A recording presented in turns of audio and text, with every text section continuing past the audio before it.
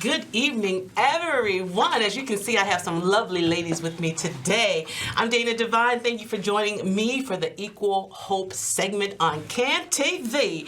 I'm so happy that you could join us because without you, hey, we would need to be sitting here, right? We're here because of you. We're here to talk to you. I'm the Community Engagement Specialist at Equal Hope, and as we head into October, Breast Cancer Awareness Month, I want to remind you that Equal Hope is a nonprofit organization whose mission is to eliminate, that's right, eradicate, let it go, health disparities in Chicago. And you and I both know that's a problem here. Zip codes do matter. We offer free services, mammography screenings, cervical cancer screenings. We'll help you get into a primary care appointment for free. And all you have to do is call 312-942-3368, 312-942-3368, or visit equalhope.org. We're going to get straight to it because we never have enough time. Like I said, we're heading into October, Breast Cancer Awareness Month. Everybody's talking about breast cancer. But for breast cancer survivors, it's an everyday walk, really, for cancer survivors. And that's what we're talking about today, life after cancer. We're talking to Dr. Renne Dickerson. She's a counselor and a cancer survivor, and also author, entertainer, and life engager, Lori J. Wilcox, and she's sitting to my right, stage right. Thank you, ladies, for coming out today. I know you could be doing a lot of other things, but we're going to educate some people about life after cancer. We're going to get straight to it because it goes quick. Dr. Dickerson, we'll start with you. Tell us a little bit about yourself, and we'll start there. I'm a psychotherapist. I'm in private practice. The name of my practice is Her Service Matters because as women, our service does matter. And I want to encourage more women to seek counseling. And I am a trauma expert. Okay. But a mic drop. Miss Lori? Drop the mic. Hi, I'm Lori Wilcox, and I am a retiree forced into early retirement because I am a 3-time cancer conqueror. I am 22 days out of 21 days of radiation for 21 days straight, losing half my weight during radiation in the last month and ending up in the hospital twice. So this is what you get with life after cancer, cervical cancer or ovarian cancer. Mm-hmm. So you are a conqueror for real, Lori. And so you just, we all know that for real, but I didn't realize that you were 21 days. I didn't know this last part of your testimony. I've been so quiet on it because it scared the life into me. When I say you can't say you scared the life out of you, it scared the life into me because, after the first time you think, oh, I can still save the world. The second time I can still save the world. But right now I know that the only person that I need to focus on and save right now is me. And the only way that I can save the world is by sharing the story.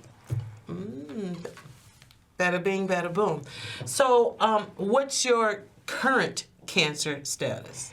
The current cancer status, I got a call from the doctor the Friday that I finished, I think I finished on a Thursday. No, actually I finished Friday during Friday, August the 21st. She called me about 8 o'clock that night and I said, I'm asleep. She said, well, I have to share this news with you. I said, what's the news? She said, we don't need 4 more treatments. I said, oh, we don't? Because you're really taking me out. She said, no, we don't need 4 more treatments because I can't find anything. I said, so does this mean I'm in remission? She said, I believe, Lori, that's what it means, you're in remission. Amen. Hallelujah. Do the dance. Yes. I mean, you have to walk that world, y'all, to know what those words mean. And so I do too.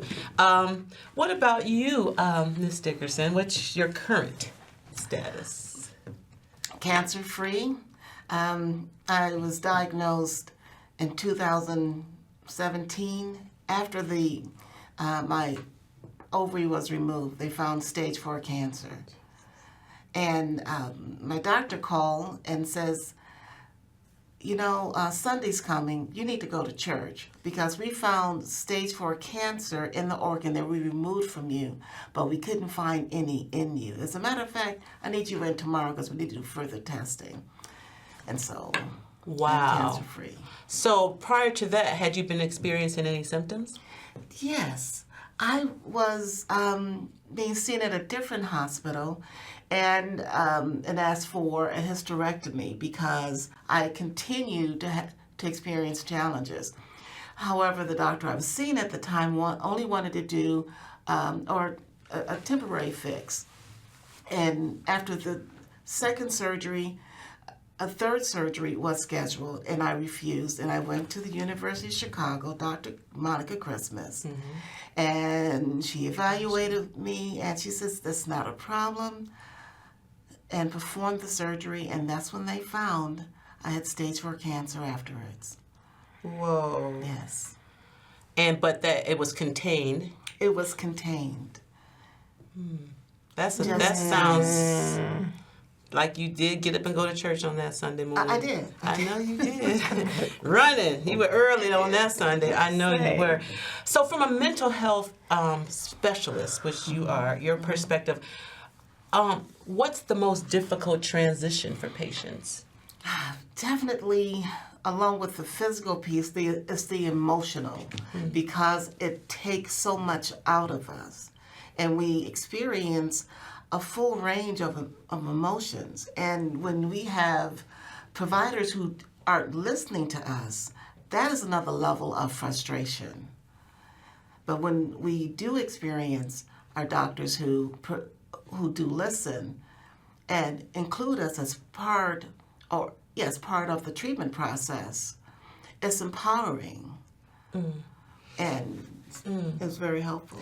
I mean, Lori, you are, to ask you, I'm going to tell all you guys, to ask her some of the questions that I have, I'm almost don't want to because it's so fresh for you, to be peeling back the onion right now. But can you talk about some of the emotional and the maybe mental and physical challenges that you, what is the most difficult part that you've been experiencing? Okay, so I would say the most difficult part that I experienced was, my doctor always said, Lori, my doctor has always, Dr.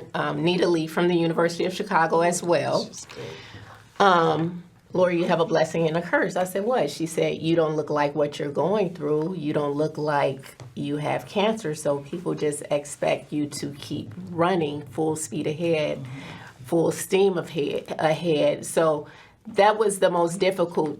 That is the most difficult thing for me, because I am thinking, my mind is telling me mentally that I can continue to move, but my body is saying something different.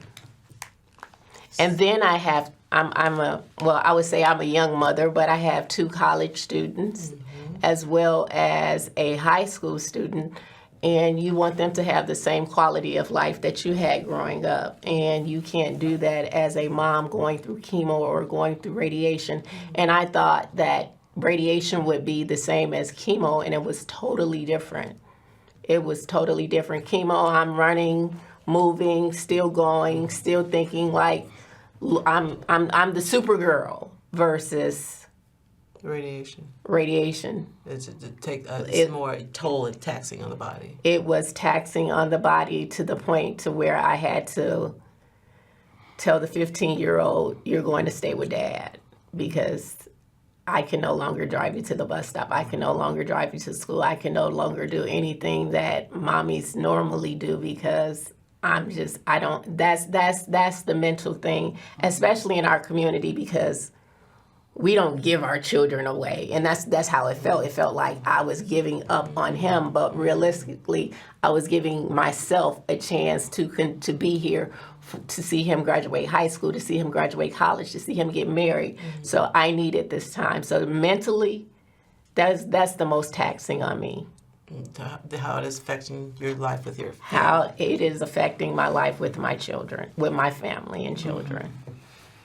So, your support network, did you have a great support network at that time? Your situation kind of was quick and fast, right? You didn't have any chemotherapy or anything, right? No, but before, it was a 1.5 year experience, and when I felt that the provider at the time was not giving me all the information and just conducting minor surgeries, I did have to tap into my support network, and that just happened to be other women veterans. Cancer, there is definitely a high rate of cancer experienced by women who have joined the military. Interesting.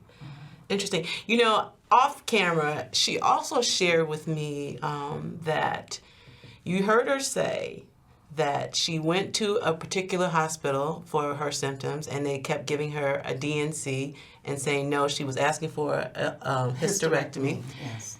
No. She found another doctor who did perform the hysterectomy. She got a second opinion, which we always recommend. The doctor performed the hysterectomy, found stage 4 cancer. Fortunately, and just in the ovaries, nowhere else, didn't have to do anything else. Right. She made a decision, doctor heard her, had the surgery. She went back to hospital number 1, and what did happen? They tried to psychiatrically admit me, stating that I had a surgery that I did not need to have. And I was frustrated. And then as I was going through the psych eval, I'm like, wait a minute, this is the business I'm in. You're trying to admit me? At the time, I was employed by the Department of Veteran Affairs, a director. And you're trying to admit me into the hospital because I had a surgery That you needed. That saved your life. That saved my life. Wow. I don't even know what category to put that under. Medical. You had an elective surgery that saved your life, which wasn't an elective. It was actually a needed surgery that saved your life. If the minor surgeries, the DNCs were necessary, and the third one was scheduled, there was no need for that. So your journey, let me ask you this. What did you come to find out what you did or did not expect? What you did not expect about life after cancer, or what most people would not expect after cancer? One, I had to advocate for myself. We grow up trusting our providers, and to experience someone not listening to me, and I think I present myself rather well, and as a professional, that you should reasonably listen to me and not be heard and not have any autonomy. I felt vulnerable and overwhelmed. And even though I did not have to go through cancer treatment, I think psychologically I was drained because I came close to dying because I wasn't listened to. So, like, Dr. Dickerson, this is your line of work, counseling. What part of this stage or this journey do you see as the most difficult for families and friends? I mean, people trying to understand how to understand. You know, as the patient is going through, the family is also going through. Right. And they want to support you, and they don't know how. And at the time, you really don't know what you need because you're experiencing all these emotions. What about you, Lori? Your family. How's your family doing? Your children who have watched mommy champion. I would say the 15-year-old is thriving. He's a thriving sophomore with his dad. Dad jumped right in and took over and support of me, support of my family, support of anything that I need. And then I have two other college students that are also thriving academically and sports-wise. So I would say the biggest challenge for me as it relates to that is the loss of people that I thought were friends, or the support that I thought I would have during the process. You hear that a lot. After the process, after the process, oh, she's fine. And during the process, you're never the same person that you were prior to what you've gone through. You gonna say something? Were you gonna say something? No, I'm agreeing. Oh, yeah, okay. So how has your life changed? How's your outlook changed? What, you saying something different? My life has changed. Is it okay or ethically okay for me to say how we met? We will. It is. Dr. Dickerson was actually one of the director of the vet center that I used to visit. Okay. So just to think that she was counseling veterans during the time that she was going through that process, and she had to hear my story. She had to hear what I was going through, knowing that she was going through it. My life has changed is I have a smaller network. I know who I can depend on. I can depend on my female veterans group, Equal Hope. I say my team at the University of Chicago. They're my team. Like my providers at the University of Chicago. Lord. The Lord, for real. Say less. You can barely say it. The Lord. The Lord. The master physician, we know who he is. However, but the University of Chicago, truly, God used them to save our lives. And I say our lives because we both had treatment at the University of Chicago. And our doctors actually are. Well, I'm going to ask you the same question, Ms. Dickerson, about your outlook and the different lenses that you're looking through. Along with self-advocacy, gratitude. I am so grateful, and I did write a letter to the University of Chicago Hospital to express my gratitude because I have worked with so many veterans and their families, and I have felt that I would not have been here to continue my work if I didn't have the surgery. You think? And I was so grateful to continue on not only working with the veteran communities and their families, but learning from them. And I had to get over that anger, so forgiveness was my other lesson. From the first hospital, Yes. not responding or hearing you. Yes. Right. You gonna say something? I would like to add something. I would be remiss not to add that I have a younger sister that's a nurse practitioner. And as Dr. Dickerson said earlier, being your own patient advocate, she armed me with so many tools going into the hospital, going into my treatments, going into different circles to where like, no, I'm not a provider. No, I'm not a healthcare professional, but I am definitely a patient advocate for myself and a patient advocate for others because of, as she always says, and when I say she, I'm speaking of my younger sister, representation matters in the healthcare community. Absolutely. So, like, what type of tools do you mean? She gave you some tools.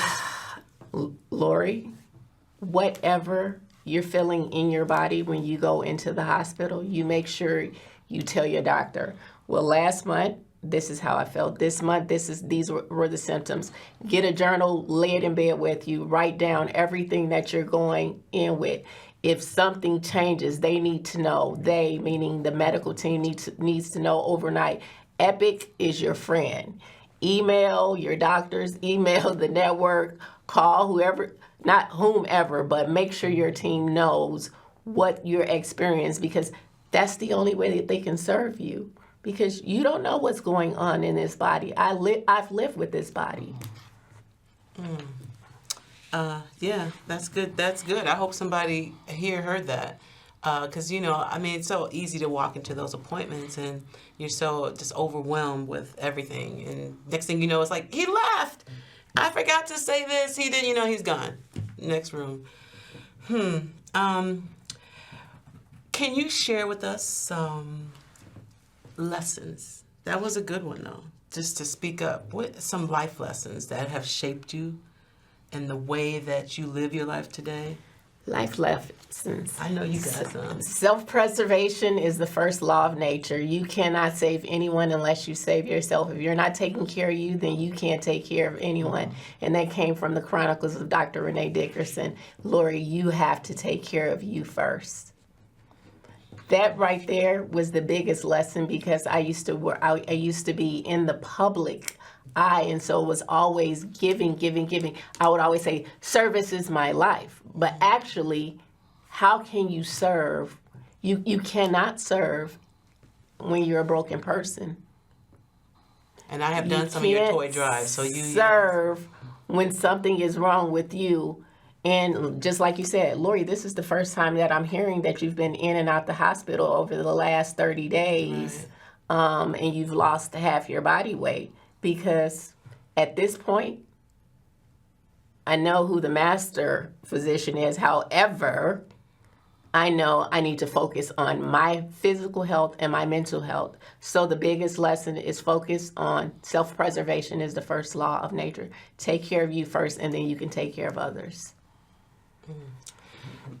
Dr. Dickerson? Well, I really can't top that, because she's absolutely right. But definitely working on your thoughts and feelings every day, because of the range of emotions that you experience going through this, and also not being believed.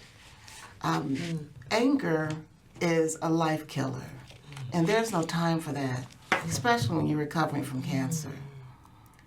So that's good right there. Yes. I'll take that one. Hold on, let me put that away. Yeah, that's good. Okay, so somebody who's a survivor right now watching, either of you, both of you, give her or him some tips on finding a new routine in their life, that, especially in these first few weeks. Got any advice on that? Cancer was never the boss of me. Cancer is not the boss of me. It was never my narrative. I never internalized it. Sometimes I wouldn't even speak the word. I wouldn't speak that word. I said, this is what they said I have. This is what they said is possibly going on. The healthcare professionals, but this is what I know was going on.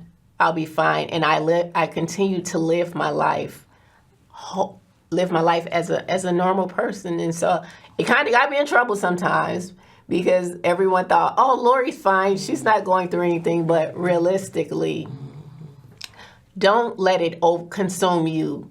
You write the narrative of your own story, and you write the ending. And you can't write the ending if you're sitting there worried about what's going to happen next. We don't know the future, but we do have the power of life or death in our tongue. So you can speak that into your life, that you will be healed and whole. Ms. Dickerson? I have to agree with everything she said. Well, did you find a new routine? I mean, any way that after cancer? I did. I really increased my meditation. I tell my mind what to think and my heart what to feel every day as part of my meditation, with affirmations, prayer, positive jokes, very little news. Very little news. It's so hard, though. You're so inundated by what's going on in the world. Wow. Well, I hope that you heard something here today. And I know that if it's not for you, it could be for someone in your family. Just remind them to take care of yourself. Remind all your mommy friends, take care of yourself, because self-preservation is first. And I heard that. I received that. And keep your mind on positive things, and meditate on positive things and positive outcomes. I want to thank you, Dr. Renne Dickerson and Lori J. Wilcox, for joining us. Don't forget, if you need a free cervical screening, a free mammogram screening, or a primary care home, you should be giving Equal Hope a call right now, 312-942-3368, or just visit equalhope.org. Next month, we are heading into Restaurant Awareness Month, and we'll be doing our restaurant tour. So make sure you stop by equalhope.org, and I think it's /restaurant tour. Find a restaurant on our calendar. Go out, support them. They will support us so we can continue to support you. It's a great little circle. As for you and you, have a super fantastic evening. We'll be back next month talking about breast cancer. Until then, thanks for watching. Have a great night. Thank you, Lori, and thank you, Renee. And thank you, Dana, for having this. Yes, thank you. Take care of yourself.